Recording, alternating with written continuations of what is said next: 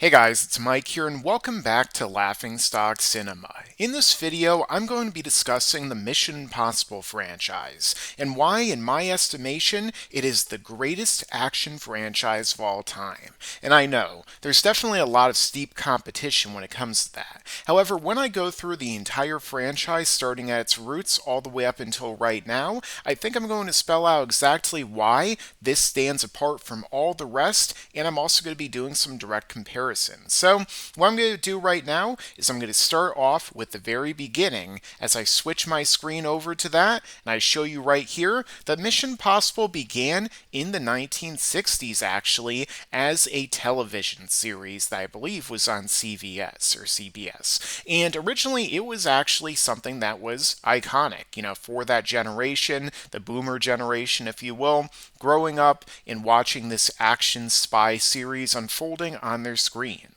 And this ran for a number of years up until it actually ended and then was revived back in the 1980s with this next Mission Impossible, which I'm not quite sure how it actually performed at the time, but still actually has a pretty good rating overall. However, the Mission Impossible that most people, at least of this generation, are familiar with began in, as we could see right here, 1996 with the reboot or, perhaps continuation movie form of the franchise, directed by Brian De Palma at the time, starring Tom Cruise as the iconic new character of Ethan Hunt. And we had characters join the fray like John Voight.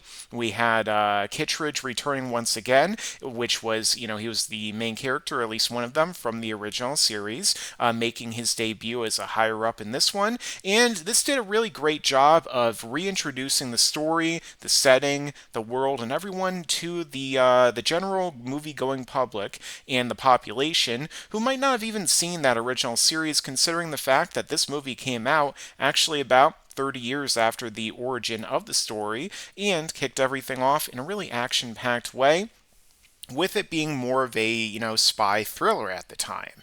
However, as things continued to go from here, things only picked up in terms of the action. With the next one, for example, Mission Impossible 2, directed by John Woo, an iconic filmmaker from Asia who made some excellent movies like Hard Boiled, for instance.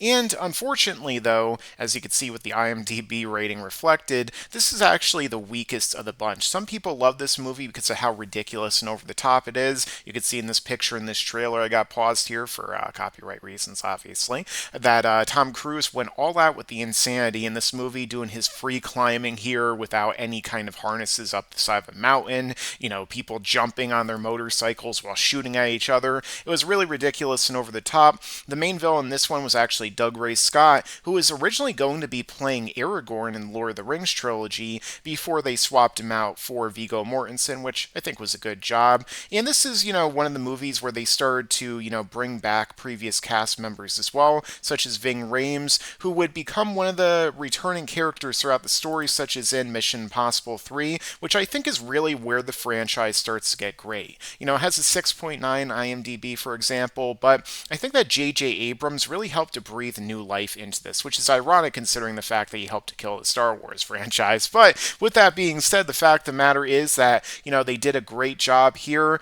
with him, with ironically Alex Kurtzman also doing a terrible job in the Star Trek reboots alongside J.J. Abrams, but, doing a good job here with Mission Impossible 3, and, bring in even more characters who would return. You had a more personal connection developing between Ethan Hunt and his wife, who was played by Michelle Monaghan, and you had the iconic legendary actor, the late Philip Seymour Hoffman, playing the villain in this movie, who I think is probably still the best villain in the entire franchise, who makes everything very personal for Tom Cruise's Ethan Hunt, and really, the action only dialed up from here with Mission Impossible Ghost Protocol. And you could actually notice if you look at the dates of these movies, for example. There tend to be some differences between them. 96, going into the second movie 4 years later, the third movie 6 years later, and then 5 years later for Ghost Protocol. But they definitely took their time with these. They didn't rush them out 1 year later after another.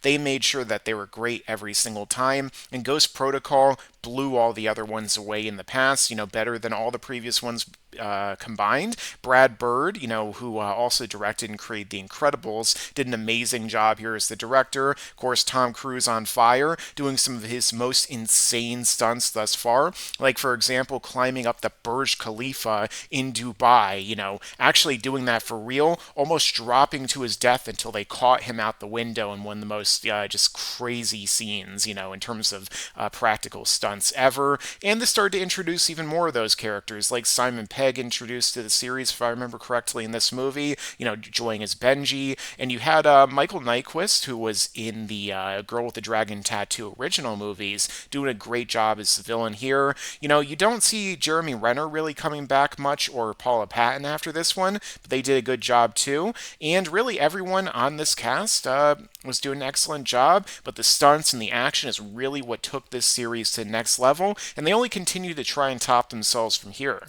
You have Mission Impossible Rogue Nation, also great. And once again, you could see the IMDb scores reflecting this. The past two movies here doing better in terms of the IMDb than the original movie, definitely the number 2 and number 3, and most people will agree that this franchise tend to get better overall. This is the movie where they introduced Christopher McQuarrie as the director, one of the best action directors of this generation by far.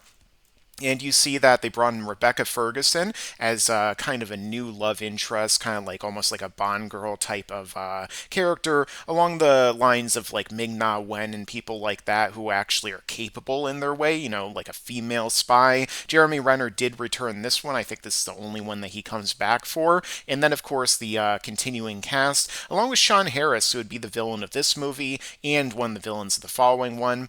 And everyone, here, once again, dialed it up. This is the movie where Tom Cruise actually hung on the side of the plane as it was taking off, and it continued to kind of cement these movies as not only great action thrill rides, top of the line in terms of edge of your seat, but also not just that, but furthermore doing things in a way to where Tom Cruise would top himself with the most death-defying, scary stunts of all, really setting himself apart from the vast majority of action actors who would usually use stunt doubles.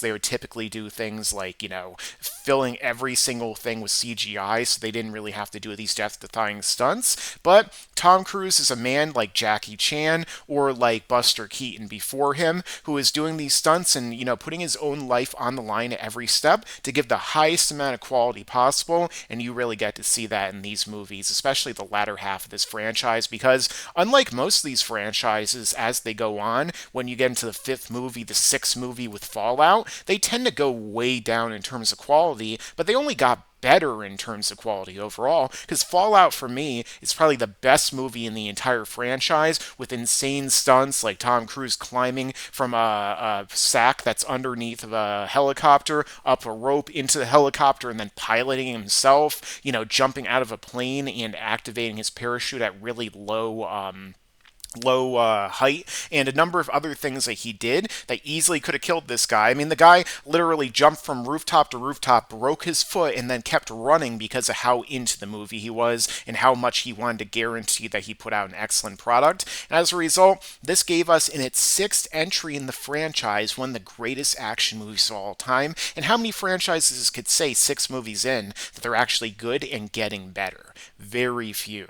And so with that being said, this only continued to go from here. I mean, we also had the awesome action performance of Henry Cavill, somebody who unfortunately has been shafted time after time after time by Hollywood, especially recently with DC, making sure to screw him out of every single movie that was possible, not even really letting him appear anymore because, heaven forbid, the guy was playing Superman, wanted a little bit more money for being the face of your franchise, but they obviously don't care for him anyway. Nonetheless, he did a great job here. This is also a movie where he refused to shave his mustache, so they had to CGI it on his face in the Joss Whedon Man of Steel or Justice League movie, even though they could just had Superman with a beard. It's not like it's never happened before. But nonetheless, this movie, amazing, excellent, and tied everything together in terms of the previous movies with the return of Michelle Monaghan, with Rebecca Ferguson coming in, with all the previous cast members, the villains carrying over too, and the introduction of other characters like Vanessa Kirby as well, who would play a bigger part as the story would go on. But again, really great. And it got great again, once again, with Dead Reckoning Part 1, the most recent one, which currently has the highest IMDb rating score. We'll have to see if that sticks over time or if Fallout stays in the lead that it was before this. But once again, smashing at the box office right now. 7 movies into this franchise. Still amazing. Still doing great. Tom Cruise in his 60s at this point, putting out awesome performance in terms of action, physicality, time after time after time, and everyone else going along with it. Still adding new characters. Unlike so many of these other franchises, when they bring in female characters or other individuals and they try and shove them to the forefront and make them better than the male main character and everything that we see time after time after time with these, ideologues that tend to run these franchises and run them into the ground, ironically.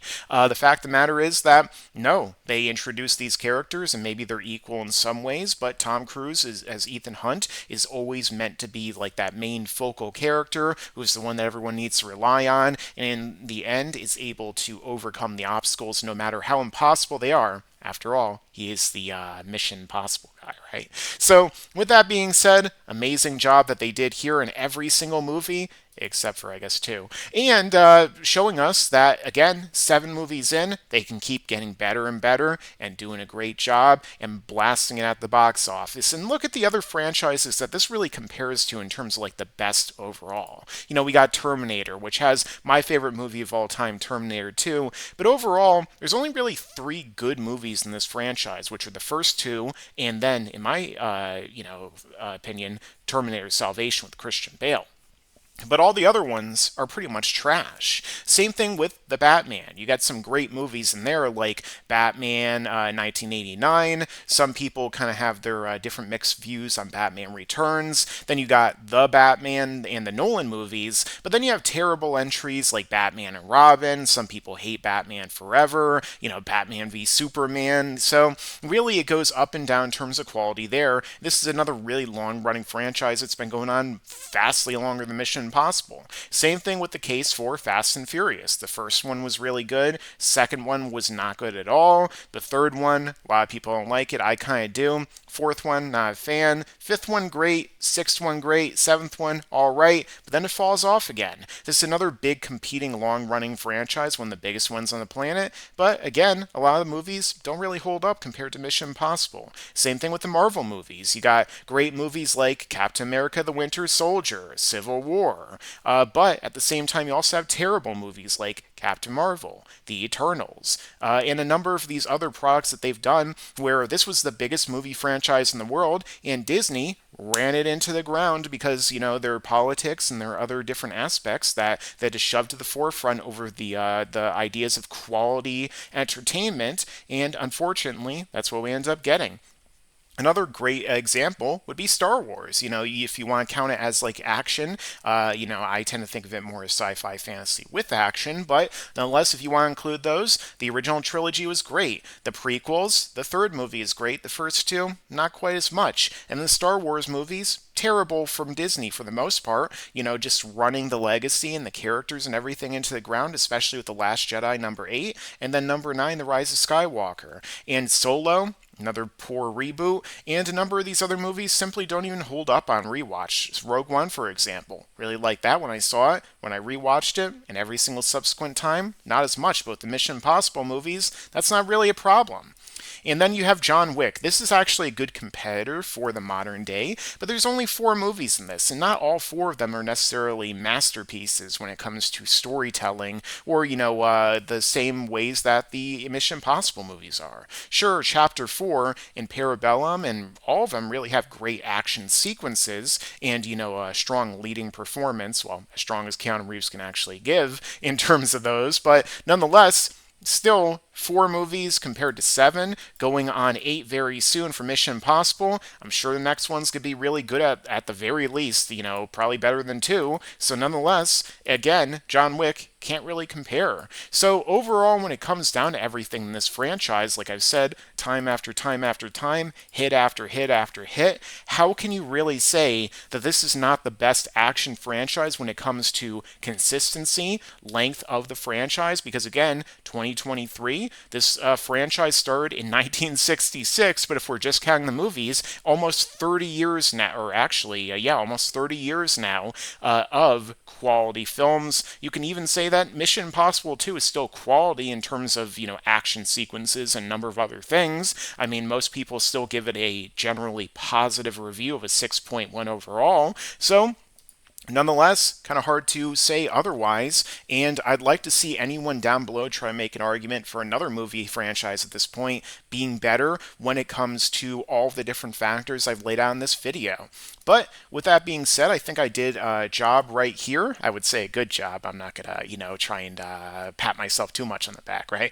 You guys can let me know down below what you thought of this video and everything down there. But I think overall, I demonstrated for you all exactly why I think that the Mission Impossible franchise is the best action franchise of all time. There are a number of other people who said this too. For example, Chris Stuckman, is a big YouTube person, a reviewer who says that as well. I think Jeremy Johns might have said that. A lot of my friends who are big time cinephiles who watch tons of movies like I do say the same thing. I've seen thousands of movies, tons of movie franchises. I've seen so many of them fall off a cliff, especially my favorites like Star Wars, like Terminator, like, the list goes on. But nonetheless, Mission Impossible never fell off. And so as a result, kind of hard for me to say anything other than it's probably the greatest action franchise of all time. But let me know your own thoughts down below in the comments. What do you guys think? Additionally, if you're new here, consider subscribing and enabling notifications so you can stay up to date with all my future videos. Furthermore, make sure to like this video, comment your own thoughts like I said before. Really pushing those comments. I really want to read them. And make sure to stick around because there's a lot more to come in the future.